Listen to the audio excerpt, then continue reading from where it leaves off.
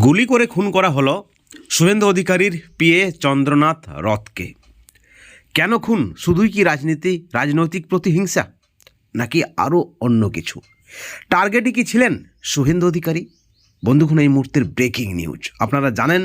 আর কয়েক ঘন্টার মধ্যেই পশ্চিমবাংলায় বিজেপির সরকার শপথ নিতে চলেছে। ঠিক তার কয়েক ঘন্টা আগে শুভেন্দু অধিকারীর পিএ চন্দ্রনাথ রথকে পয়েন্ট ব্ল্যাঙ্ক রেঞ্জ থেকে গুলি করা হয়েছে। তিনি নিজাম প্লেস থেকে শুভেন্দু অধিকারীর যে অফিস, সেখান থেকে বারাসাতের দিকে যাচ্ছিলেন।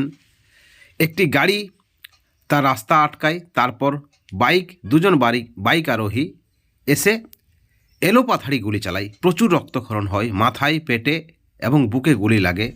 হাসপাতালে নিয়ে যাওয়া হলে চন্দ্রনাথ রথকে ডেথ বলে ঘোষণা করেন চিকিৎসকেরা। এমনকি যে ড্রাইভার গাড়িতে ছিলেন তাকেও গুলি লেগেছে। তার অবস্থাও এই মুহূর্তে আশঙ্কাজনক। হঠাৎ করে কেন তাকে গুলি করা হলো, এই প্রশ্ন উঠছে রাজনৈতিক মহলে। প্রচুর পরিমাণে বিজেপির কর্মী সমর্থকরা সেই নার্সিংহোমে উপস্থিত হয়েছেন শুভেন্দু অধিকারী থেকে শুরু করে, অর্জুন সিং থেকে শুরু করে, অগ্নিমিত্রা পাল থেকে শুরু করে, সুকান্ত মজুমদার থেকে শুরু করে বিজেপির তাবড় নেতারা। শুভেন্দু অধিকারী ইতিমধ্যে বার্তা দিয়েছেন যে রাজ্য জুড়ে যে সমস্ত কর্মীরা বিধায়কদের সহায়তা করেন তারা আইন হাতে তুলে নেবেন না এবং সতর্ক থাকবেন। ইতিমধ্যেই শুভেন্দু অধিকারীর পক্ষ থেকে জানানো হয়েছে যে রাজ্যের ডিজি সিদ্ধনাথ গুপ্তা আশ্বস্ত করেছেন ইতিমধ্যেই যে 4 চাকার গাড়িটি চন্দ্রনাথ রথকে গুলি করার জন্য চন্দ্রনাথের গাড়িকে আটকেছিলেন, সেই গাড়িটি বাজেয়াপ্ত করা হয়েছে। এবং চন্দ্রনাথের স্ত্রী পরিষ্কার জানিয়ে দিয়েছেন যে যারা তার স্বামীকে গুলি করেছে তাদেরকে এনকাউন্টার করতে হবে। ভেঙে পড়েছে চন্দ্রনাথের পরিবার। এই দাবি তুললেন চন্দ্রনাথের স্ত্রী। তিনি বললেন, স্বামীকে তো আর ফিরে পাবেন না, তবে যারা গুলি করেছেন তাদেরকে এনকাউন্টার করতে হবে। কারা গুলি করেছে তার স্বামীকে, তাদের যেন উপযুক্ত শাস্তি হয়।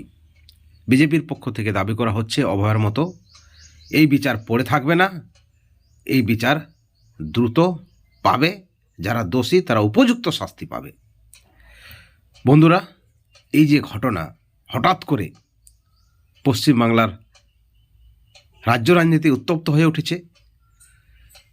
আমরা দেখেছি প্রত্যেকটা নির্বাচনে ভোট পরবর্তী যে হিংসা ব্যাপক আকার ধারণ করে পশ্চিমবাংলায়।